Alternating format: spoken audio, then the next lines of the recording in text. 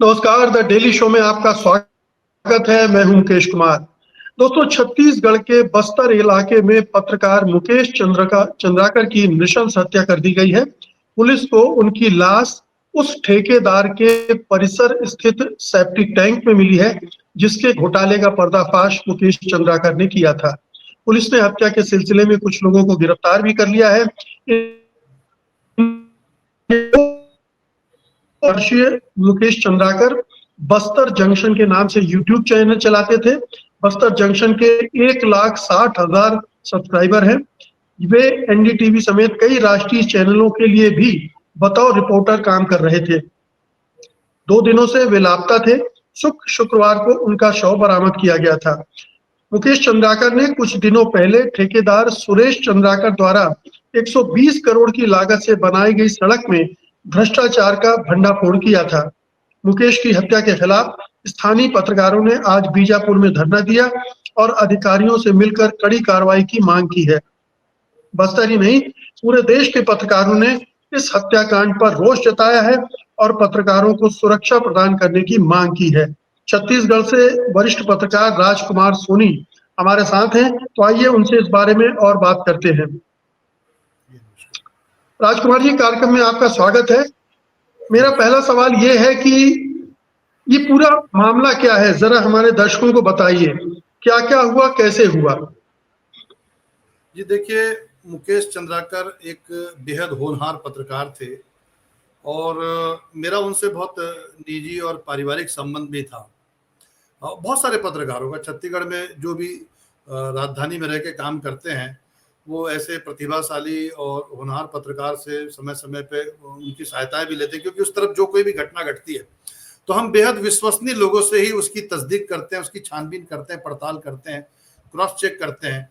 अरे दिल्ली और दूर दराज के आने वाले पत्रकार भी यदि कभी बस्तर आते थे, जो 2-3-4 पत्रकारों से जिनकी मुलाकात होती थी, हम कहते थे कि आप उनसे जरूर बातचीत कर लीजिएगा। उनमें से मुकेश चंद्राकर एक थे।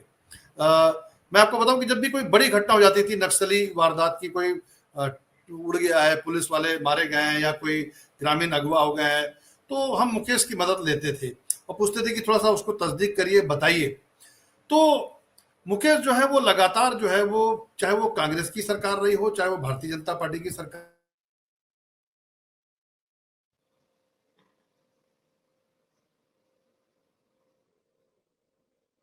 कर रही हो, लगातार है। उसका सही ढंग से, बड़ी बात यह है कि वो हमेशा जो थे वो किसी एक सरकार की तरफ रह के काम कर रहे हो, ऐसा नहीं था। वो सच्चे अर्थों में जिसको हम कह सकते हैं कि पत्रकारिता का जो धर्म होता है कि नहीं ये गलत है तो गलत है और ये सही है तो सही है। और इसी वजह से वो दोनों सरकारों के लोग जो हो सकते हैं, जो कह सकते हैं कि स्वार्थवश जुड़े रहते हैं, जो उन नेताओं से या छोटे भाइयों से, उनकी आंखों की किरकिरी भी वो सदैव बने रहते थे। पर वो पत्रकारों के बीच काफी लोकप्रिय थे, हंसमुख थे। और जैसा कि आप लगातार देख रहे होंगे कि वो एकमात्र पत्रकार है कि सोशल मीडिया पर हत्या के बाद लगातार कैसे जीवित रहा जाता है, मौत के बाद भी वो बता रहे हैं अपनी हत्या के बाद, क्योंकि उनका काम बोलता था। वो काम बहुत इरादों से करते थे, ठोस इरादों से करते थे। तो उनके भाई ने पुलिस को ये सूचना दी कि जो मुकेश है वो 2 दिन से गायब है, और उसने सोशल मीडिया में भी उसके भाई युकेश चंद्राकर ने ये सूचना दी कि मेरे भाई का पता नहीं चल पा रहा है और जिस किसी को भी ये सूचना मिले तो कृपया मुझे सूचित करें। तो कई लोग सक्रिय हुए, उनके जो दोस्त यार है जो पत्रकारिता से जुड़े वो लोग भी सक्रिय हुए। बाद में धीरे से पता चला कि कोई बस्तर के ठेकेदार हैं सुरेश चंद्राकर। उनसे वो एक खबर उन्होंने चलाई थी, एनडीटीवी में सेवाएं देते थे और जैसा कि आपने बताया कि बस्तर जंक्शन नाम का यूट्यूब चैनल भी वो चलाते थे।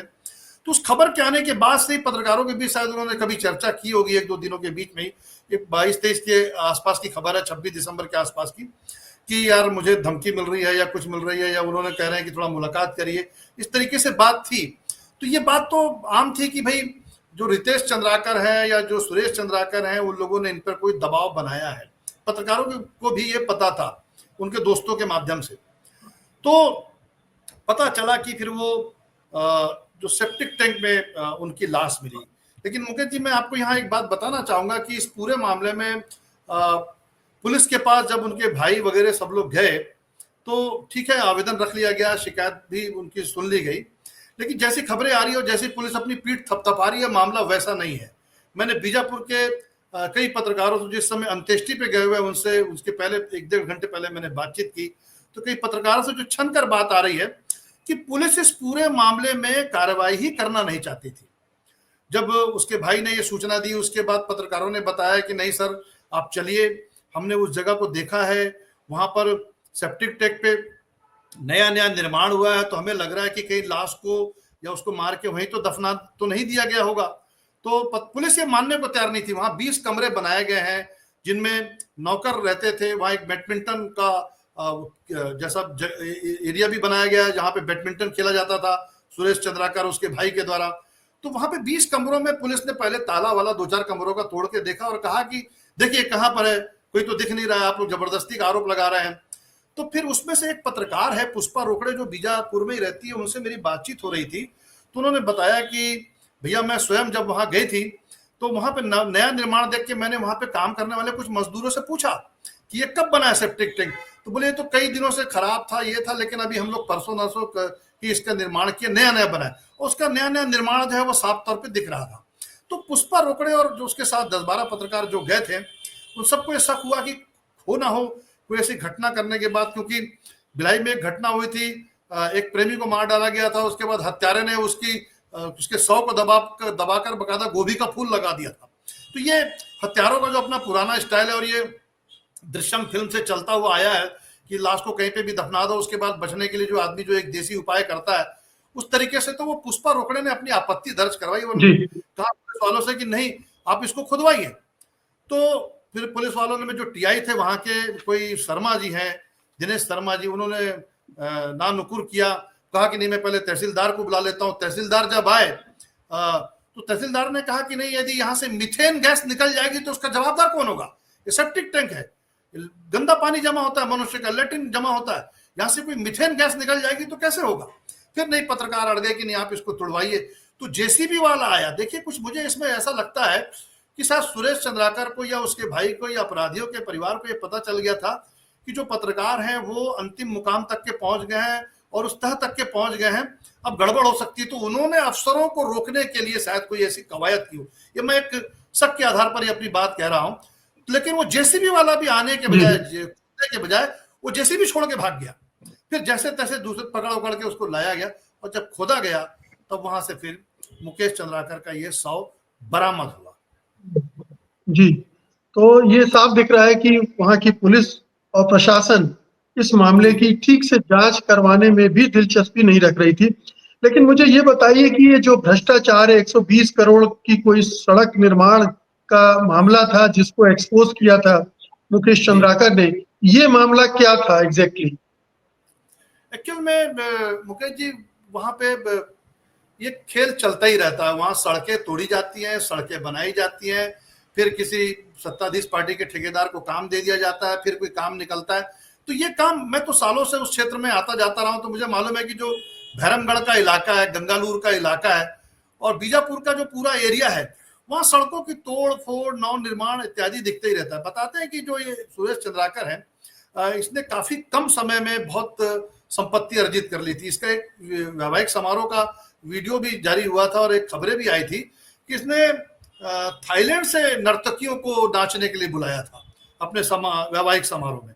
इसके अलावा जो है हेलीकॉप्टर, बस्तर में हेलीकॉप्टर से कुछ मेहमानों को लेकर आया गया था। तो ये इस तरीके से जो नौ धनाढ़ लोग होते हैं, जो उनकी प्रस्तुति देखने को मिलती, तो कुछ इस तरह इसका मतलब है कि इसके राजनीतिज्ञों से भी अच्छे कनेक्शन रहे होंगे, पॉलिटिकल पार्टीज से भी अच्छे कनेक्शन रहे होंगे और ये सब जो पूरा खेल है उसमें और लोग भी शामिल होंगे, उनको पता भी होगा। जाहिर सी बात है कि अभी इसके पहले कांग्रेस की सरकार थी तो कांग्रेस के नेताओं से उनके संबंध थे रहे हैं और ये बताया ये भी जाता है कि वो कांग्रेस के किसी पदवत पे भी थे। जैसे कि अभी भारतीय जनता पार्टी की सरकार है तो स्थानीय पत्रकार बता रहे हैं कि वो उतने ही लोकप्रिय भारतीय जनता पार्टी के नेताओं के बीच भी थे। तो चूंकि जिनके पास पैसा है, जिनको ठेकेदारी लेके टेंडर लेके काम करना है, वो सभी राजनीतिक दलों को अपने ढंग से साध लेते हैं, उनके नेताओं को साध लेते हैं। तो जैसा कि आप पूछ रहे थे कि मामला क्या है, तो वो पूरा जो सड़क का जो पूरा मसला है, उसमें जब मुकेश चंद्राकर ने रिपोर्ट की, एक नीलेश त्रिपाठी एनडीटीवी के, उनके साथ मिलकर मुख्य रूप से तो रिपोर्टिंग नीलेश त्रिपाठी की थी, लेकिन चूंकि बस्तर में वो रहते हैं तो सहयोग उनका लिया गया। तो जब वो रिपोर्टिंग की तो उन्होंने पाया कि निर्माण कार्य होने के बाद भी कई जगह जो है वो गुणवत्ता विहीन सड़क बना दी गई थी, और गुणवत्ता विहीन सड़क बनाने के बावजूद भी ठेकेदार को पूरा भुगतान कर दिया गया था। यह मामला विधानसभा में उठा, और उठने के बाद जो उप मुख्यमंत्री अरुण साव ने इस पर जांच कमेटी बिठा दी, लोक निर्माण विभाग ने भी जांच कमेटी बिठाई, और जैसा कि मेरी जानकारी में आया कि वहां के कलेक्टर ने भी ठेकेदार सुकेश चंद्राकर और उसके भाई को बुलाकर ये कहा कि जितने किलोमीटर की भी सड़क बनी है जो गुणवत्ताहीन है उसको फिर से आपको तोड़ना पड़ेगा, और आप नहीं तोड़ेंगे तो मैं उड़वा दूंगा।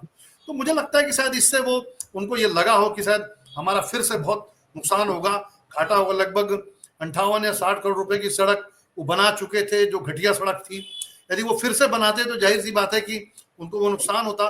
तो उन्हें लगा हुआ कि शायद मुकेश को बुला करके कोई बात कर ली जाए और टीवी वगैरह पर इसका कुछ सकारात्मक प्रचार प्रसार कर दिया जाए। तो ये बात नहीं बन पाई, लेकिन हाँ उन्होंने ये जरूर किया कि अपनी इस बदनामी को थोड़ा सा, गंदगी पे लोग सफेद चुना पोत करके झंडा गाड़ देते हैं तो शायद थोड़ी देर के लिए लगता है कि भाई सफाई यहाँ पर हो गई और देखिए कितना सफेद सफेद दिख रहा है। तो ये सुकेश चंद्राकर और उसके भाई ने ये जरूर किया कि यहाँ के एक बड़े अखबार में फुल पेज का विज्ञापन जारी किया, दिलवाया, और वो पेपर का नाम है भास्कर। में कहने में मुझे कोई गुरेज नहीं है। उस भास्कर में बकायदा इनके सामाजिक कामों का बखान किया गया और बताया गया कि ये कितने वीर पुरुष हैं, इन्होंने बीजापुर के लिए क्या क्या किया है, कितने वृक्षारोपण किए हैं, इनकी पत्नी ने क्या किया है, इनके बच्चों ने क्या किया है, अब ये कैसा कल्याणकारी काम करने जा रहे हैं। पूरे फुल पेज के विज्ञापन में जो है उनकी महिमा थी, बखान था पूरा। तो मुझे लगता है कि इस खबर के आने के बाद ही ये पूरा महिमा मंडन उनको किया गया। लेकिन ये हकीकत है कि बस्तर की आप केवल इसी, ये तो बन रही थी गंगालूर मिलतुर और गंगारूर की सड़क थी, लेकिन आप कितना भी बस्तर की हर सड़क पर जो है वो भ्रष्टाचार की जो है वो भ्रष्टाचार का जो डामर है उस पर गिरा हुआ है। और ये मान के चलिए कि काम ही ऐसा होता है कि आपको सड़क तोड़नी है, फिर बनानी है, फिर कमीशन खाना है, ये काम निरंतर चलता रहता है। ये बताइए राजकुमार जी कि इस एक्सपोजे के बाद प्रशासन, शासन, सरकार, उन्होंने कोई एक्शन लिया था? जी, पुलिस का तो एक कहना है कि जो 3 आरोपी है जिसमें उनके भाई रितेश चंद्राकर हैं, जो नहीं, मैं इस घटना के नहीं, मैं उस एक्सपोजे की बात कर रहा हूँ, जो सड़क घोटाले की बात कर रहा हूँ। क्या कोई जांच की कार्रवाई हुई, कोई एक्शन लिया गया? जी, मैंने बताया था अभी आपको कि जैसे उसमें उप मुख्यमंत्री अरुण साव ने बकायदा एक जांच कमेटी बना करके निर्देश दिया था कि इस पे जांच होनी चाहिए। तो लोक निर्माण विभाग के जो अधिकारी है उन्होंने बकायदा एक जांच कमेटी बना के उसकी जांच भी प्रारंभ कर दी थी। और जैसे कि मैंने बताया कि वहां के कलेक्टर ने भी इनको बुला के ये कहा था कि यदि ये पूरी की पूरी सड़क उखड़वानी पड़ी तो मैं उखाड़ दूंगा, नहीं तो आप इसको ठीक कर दो। ये बात हुई, तो ये शायद जांच बनी है, तब उसी के बाद ये सारी प्रक्रिया आगे बढ़ी है। उसी से ये शायद घबरा गए कि ये तो हमारे को पत्रकार ने लपेट दिया और अब हमारा नुकसान होना तय है। ये हुआ है। अब मुझे ये इस कांड में, ये हत्या के बाद पुलिस ने क्या कार्रवाई की है उसके बारे में थोड़ा बताइए। देखिए, पुलिस तो मैं आपको बता दूं कि बहुत ज्यादा कार्रवाई के पक्ष में बस्तर में तो रहती नहीं है, और सरकारों को मुकेश जी पत्रकार चाहिए नहीं होते हैं, दलाल चाहिए होते हैं, बिचौलिए चाहिए होते हैं, लाइजनर चाहिए होते हैं, मध्यस्थ चाहिए होते हैं। किसी भी सरकार को पत्रकार चाहिए नहीं होता है। तो वो पत्रकार, जो पुलिस काहे को पत्रकारों की मदद करने लगी, ये तो पत्रकारों का प्रेशर था, बीजापुर जिले के पत्रकारों का प्रेशर था, तो जाके प्रशासन फिर थोड़ा सख्ते में आया। और जैसा कि मैंने आपको बताया कि जिस जगह पे पत्रकारों, ये लोकेशन जो है, मेरे को पुष्पा रोकड़े बता रही थी कि उस लोकेशन का जो ट्रेस करने का काम भी है एक सल्लू नाम के पत्रकार ने किया है, कि उसने ईमेल आईडी से देखा कि अंतिम उसकी लोकेशन कहाँ थी, तब पाया कि उस जगह पर ही थी जहां पर वो सेप्टिक टैंक बना के रखा हुआ था। वो नव निर्माण था सेप्टिक टैंक, अभी अभी ताजा ताजा बना हुआ था। तब पत्रकारों को शक हुआ कि ये बना क्यों है अचानक, घर तो सारे पुराने हैं, पुराने घर का उपयोग करने के लिए हाल फिलहाल सेप्टिक टैंक 20 घर है वहां पे जो कर्मचारियों के रहने के लिए बनाए गए, और उसके बाद आज आप सेप्टिक टैंक बना रहे हैं। तो जाहिर सी बात है पत्रकारों का दिमाग वहां पे चला और उन्होंने उसको जब जेसीबी से खुदवाने की मांग की। अभी तक कितने लोगों की गिरफ्तारी हुई है, वो लोग कौन है? लेकिन जो खबरें सोशल मीडिया और अन्य जगह तैर रही है उसमें बताया जा रहा है कि 3 लोगों की गिरफ्तारी हुई है। जो उसका एक आरोपी है सुरेश चंद्राकर का भाई रितेश चंद्राकर, उसकी गिरफ्तारी दिल्ली से हुई है और उसकी गाड़ी रायपुर एयरपोर्ट के पास पाई गई थी। तो ये एक अंदेशा है कि वो हत्या करने के बाद जो है वो बकायदा फ्लाइट से यहाँ से निकल गया था दिल्ली, और उसने अपनी गाड़ी रायपुर एयरपोर्ट में ही कहीं छोड़ दी थी। तो देखिए रितेश चंद्राकर की गिरफ्तारी की खबर है, उसके साथ जो उसके दो और सहयोगी हैं, क्योंकि मुकेश चंद्राकर का जो पूरा शरीर देखने से लगता है कि उसको कुल्हाड़ी से मारा गया है, माथे पे चोट लगी है, सीने पर गंभीर घाव है, पीठ पे किसी ने अलग से वार किया है। तो मतलब ये मान के चल सकते हैं कि कोई उस हत्या में एक आदमी तो शामिल नहीं है। और जैसा कि खबरें हैं कि लगभग वो जो सेप्टिक टैंक का काम है 15 कर्मचारियों ने, 15 जो मजदूर होते हैं उनको बता दिया गया, लाश को डालने के बाद 15 मजदूरों ने बनाया। तो उन 15 मजदूरों ने वहां पर सेप्टिक टैंक बनाया था, शायद उन्हें ना पता हो कि अंदर क्या है, लेकिन 15 और लोगों की उसमें मदद ली गई उस लाश को छुपाने में, जो अनजाने में मजदूर शायद अब पता नहीं पूछताछ में क्या उनके साथ होने वाला है, लेकिन ये तय है कि वो अनजाने में ही एक अपराध के भागी हो गए कि उनको पत्रकार की एक लाश नीचे थी और पता नहीं चला कि छुपाना पड़ रहा है। जी, ये बताइए कि मुकेश चंद्राकर की हत्या ने एक बार फिर से ये बात राष्ट्रीय स्तर पर ला दी है कि बस्तर में पत्रकार कितने असुरक्षित हैं। वहां पर लगातार पत्रकारों की हत्याएं हो रही हैं। बस्तर में और उस पूरे इलाके में पत्रकार दोहरे उससे जूझ रहे हैं, खतरे से। एक तरफ नक्सलाइट्स का खतरा है, दूसरी तरफ सरकार के तंत्र का है, पुलिस का भी है, प्रशासन का भी है, और ये जो ठेकेदार वगैरह हैं उनका भी खतरा है। ये कितने पत्रकार इस तरह से मारे गए हैं, उनके मामले में क्या कार्रवाई की गई? देखिए मुकेश जी, मैं आपको बता दूं कि जब से छत्तीसगढ़ राज्य का निर्माण हुआ है तब से यहाँ पत्रकारों के ऊपर जो है वो प्रताड़ना का वो जो पूरा 2000 से अभी 2000 तक। से जी, अभी तक के मैं आपको बता दूं कि प्रारंभ में एक पत्रकार थे राजनारायण मिश्रा जी, उनके साथ जब अजीत जोगी की सरकार थी तब बहुत बदतमीजी हुई थी। यहाँ पे जनसत्ता अखबार जब निकलता था तो जनसत्ता अखबार में गुंडों ने हमला कर दिया था, कुछ लोगों के स्टाफ के लोगों को बुरी तरह पीटा था, 3 दिन छत्तीसगढ़ बंद था। और उसके बाद जब रमन सिंह की सरकार आई तो बहुत सारे लोगों को उम्मीद लगी कि भाई रमन सिंह का सॉफ्ट चेहरा है तो शायद वो पत्रकारों के प्रति थोड़ी हमदर्दी रखेंगे, वो शायद रखते भी, लेकिन उनके अफसर बहुत ही दूसरे ढंग के थे। उनके साथ जुड़े हुए जो अफसर थे उन्होंने पत्रकारों के साथ जो है वो बकायदा अत्याचार शुरू कर दिया, उनकी झूठी गिरफ्तारी पर जोर दिया, झूठे मामले उन पे लादे कई पत्रकारों पे। लगभग एक आंकड़ा है कि रमन सिंह की सरकार 15 साल तक की रही और 265 पत्रकारों पर अलग अलग जगहों पर मामला दर्ज हुआ। मैं आपको बताता हूं कि मैंने एक आंकड़ा निकाला है कि 19 दिसंबर 2010 को जब रमन सिंह की सरकार थी तो सबसे पहले बिलासपुर के एक पत्रकार है सुशील पाठक, उनकी हत्या हो गई थी। उसमें भी भारतीय जनता पार्टी के कुछ राजनेताओं और कुछ पिछलग्गुओं का नाम आया था कि वो उनके करीबी हैं। और 23 जनवरी 2011 को गरियाबंद छुरा के एक पत्रकार थे उमेश राजपूत, ये आदिवासी इलाका है, बस्तर में नहीं है, ये अलग है, लेकिन ये भी आदिवासी इलाका है। वहां के एक पत्रकार थे उमेश राजपूत, नई दुनिया के लिए काम सेवाएं देते थे, उनकी हत्या कर दी गई थी। इसी प्रकार से जो है वो एक नेमीचंद जैन है जो वरिष्ठ पत्रकार थे, बस्तर के तोंगपाल इलाके में रहते हुए पत्रकारिता करते थे। 13 जनवरी 2013 को उनकी हत्या की सूचना खबरें मिली। उसी प्रकार से साई रेड्डी है, ये भी बीजापुर के पत्रकार है साई रेड्डी। 6 दिसंबर 2013 को साई रेड्डी की हत्या कर दी गई थी। अब मुकेश चंद्राकर की हम हत्या देख रहे हैं। इसके पहले नारायणपुर के एक पत्रकार थे, मुझे नाम थोड़ा सा मैं भूल रहा हूँ, लेकिन शायद मोहन राठौर, उनकी हत्या की खबर भी आई थी। कोंडा गांव से किसी विनोद बख्शी के बारे में भी ये सूचना मिली थी, एक बलरामपुर के पत्रकार का मैं नाम भूल रहा हूं। तो इस तरीके से देखिए 3 पत्रकार तो बीजापुर के ही हो गए। मुकेश चंद्राकर की हत्या हो गई, उसके पहले साई रेड्डी की हत्या हो गई, एक मैं उनका नाम बोल रहा हूँ पुनेम संतोष, उन्होंने बचने के लिए अपनी जान, उनकी भी हत्या हो गई। वो श्रमजीवी पत्रकार संघ से जुड़े थे, बीजापुर के ही रहने वाले थे, और बाद में अपनी जान बचाने के लिए जब उनको लगा कि नक्सली धमकी दे रहे हैं तो उन्होंने समाजवादी पार्टी भी ज्वाइन कर ली थी। लेकिन पूनम जो संतोष है वो भी बीजापुर के रहने वाले थे, साई रेड्डी बीजापुर के रहने वाले हैं, और मुकेश चंद्राकर बीजा, तो 3 पत्रकार तो बीजापुर में उनकी रहते हुए हत्या हो गई। राजकुमार जी, ये बताइए कि ये आपने कुल मेरे ख्याल से 8 नाम गिनाए हैं, इनमें से कितने नक्सलाइट्स के शिकार हुए हैं, कितने पुलिस प्रशासन सरकार ठेकेदार इनके शिकार हुए? देखिए उमेश राजपूत का तो मसला वो स्वास्थ्य विभाग से जुड़ा हुआ था कोई, और उसमें जिन लोगों को आरोपी बनाया गया था वो दूसरे तरह के लोग थे, और वो बताया जाता है कि वो पत्रकार ही थे, गरियाबंद छुरा के जो जुड़े हुए थे। और उसमें अभी तक के सीबीआई जांच चली रही है और कोई रिजल्ट निकला नहीं है। और जिस आरोपी को पकड़े थे उसने सीबीआई जांच के एक डीएसपी थे, उसने जो आरोपी था वो आत्महत्या कर चुका है। उसमें एक सीबीआई जांच का जो डीएसपी है उसको सस्पेंड कर दिया गया था। वो सीबीआई जांच के डीएसपी ने भी सुप्रीम कोर्ट वगैरह में मामला दर्ज करके रखा है कि सीबीआई ने मुझसे गलत काम करवाया है।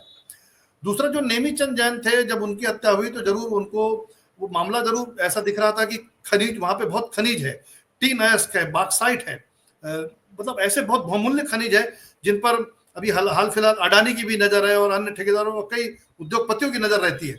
तो वो खनिज से जुड़ा कोई मसला था, तो नेमीचंद जैन उस खबर को कवर करते थे, बहुत बेबाक पत्रकार थे और निडर पत्रकार थे। लेकिन उनकी हत्या को फिर नक्सलियों से जोड़ दिया गया, पता चला कि वो नक्सलियों ने उनको मार दिया है। इसी प्रकार साई रेड्डी को कहा जाता था कि वो पुलिस के लिए मुखबिरी करते हैं, और नक्सली समझते थे कि पुलिस के लिए मुखबिरी करते हैं, और पुलिस वाले समझते थे कि नक्सलियों के लिए मुखबिरी करते हैं। दोनों तरफ से वो पीछे रहते थे बीजापुर के पत्रकार साई रेड्डी।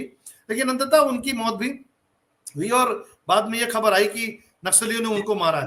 तो एक प्रकार से कह सकते हैं कि नेमीचंद जैन की जो मौत है वो नक्सलियों की ओर से हुई, और साई रेड्डी की जो मौत है नक्सलियों की ओर से हुई। एक पूनम संतोष जिनको जो बाद में समाजवादी पार्टी में जुड़ गए, संजीवी पत्रकार संघ से जुड़े हुए थे, उन्हें भी नक्सलियों ने मारा था। लेकिन सुशील पाठक के मामले में जो बिलासपुर के पत्रकार थे, उसमें तो किसी भूमाफिया का नाम आया, और फिर अभी तक के उसमें क्लियर नहीं कि कौन हत्यारा है, क्या है। उसी तरीके से उमेश राजपूत के मामले में स्वास्थ्य विभाग के कुछ कर्मचारियों का नाम आया, कुछ पत्रकारों का नाम आया। मुकेश चंद्राकर के मामले में एक ठेकेदार का नाम आया जो सड़क निर्माण से जुड़ा हुआ है। जी, अंत में मैं आपसे ये जानना चाहता हूँ, एक तो ये कि मुकेश चंद्राकर के परिवार में कौन-कौन है? उनकी ज़िम्मेदारियाँ क्या हैं? क्या सरकार ने उनको कोई उनके परिवार को किसी राहत का आश्वासन दिया है, कोई घोषणा हुई है? या पहले जो पत्रकार मारे गए हैं, उनके परिजनों को कोई सहायता दी गई है, या पत्रकार वैसे ही परिवार सफ़र कर रहे हैं? देखिए, पत्रकारों के लिए तो छत्तीसगढ़ की अजीत जोगी की सरकार से मैं कवरेज कर रहा हूं, अब तक के 25 साल हो गए यहाँ पे। तो मैं देखता हूं कि एकमात्र भूपेश बघेल की सरकार को छोड़ दे तो जिन्होंने पत्रकार सुरक्षा कानून लाने का प्रयास किया, और उसमें भी दो चार अच्छे हमारे पत्रकार साथी थे, रुचिर गर्ग जैसे अच्छे साथी थे जिन्होंने इस विषय पे सोचा कि भाई पत्रकारों की सुरक्षा तय होनी चाहिए। विनोद वर्मा जी जैसे पत्रकार साथी बीबीसी के थे, तो लोगों ने सोचा कि नहीं ऐसा है। तो भूपेश बघेल की सरकार में जरूर ये कानून लाने की पूरी कवायद हुई, और लेकिन फिर सरकार नहीं रही तो वो मामला ही अभी टाटा फिश हो गया, ठंडे बस्ते में ही है। लेकिन ये कानून ना जाता तो शायद पत्रकारों के लिए बहुत अच्छा होता। ये कवायद तो एकमात्र भूपेश बघेल की सरकार में देखने को मिली है।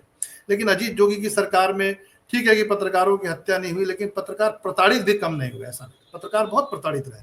उस समय भी दो खेमा बन गया था। रमन सिंह की सरकार के समय तो बिल्कुल साफ साफ था कि यदि आप उनके नहीं है तो फिर किसी के नहीं है, या तो उनके हो जाइए, विपक्ष की तो कोई बात ही मत करिए, और यदि आप उनके नहीं है, उनके लिए काम नहीं करते। ये हालांकि डॉक्टर रमन सिंह नहीं चाहते होंगे, मैं फिर कह रहा हूँ कि अफसरों की शायद ऐसी भूमिका थी, और थी, दिखती भी थी। कोई नहीं, रमन सिंह को बचाइए मत आप। रमन सिंह के बाहर तो अफसर नहीं होंगे। जी जी, रमन सिंह के चाहते तो नहीं, मैं यूं ही कह रहा हूँ कि उन्हें बख्शा नहीं जाना चाहिए। जी जी, बिल्कुल नहीं बख्शा जाना चाहिए। लेकिन ये बात भी बिल्कुल साफ है कि अफसरों की भूमिका रमन सिंह की सरकार के बारे में कहा जाता था कि रमन सिंह नहीं, अफसर ज्यादा चला रहे हैं, या सुपर सीएम नाम के एक अफसर भी थे जो इन दोनों अडानी से जुड़े हुए हैं। तो वो अफसरों की भूमिका यहाँ पे, पुलिस वालों की, अफसरों की भूमिका यहाँ पे ताबड़तोड़ ढंग से देखने को मिलती थी। अब उसके बाद जो अभी अपने विष्णुदेव साय की सरकार आई है, तो अभी आप देखे होंगे कि आंध्र में 3 पत्रकारों को गांजा वांजा के मामले में गांजे की एंट्री हो गई थी। 3 पत्रकारों को आंध्र में गिरफ्तार कर लिया गया। बाद में पता चला कि किसी पुलिस वाले ने ही उस पूरी योजना को अंजाम दिया था। बाद में पुलिस वाला सस्पेंड हुआ, और अभी हम मुकेश चंद्राकर की हत्या का पूरा मामला देख रहे हैं।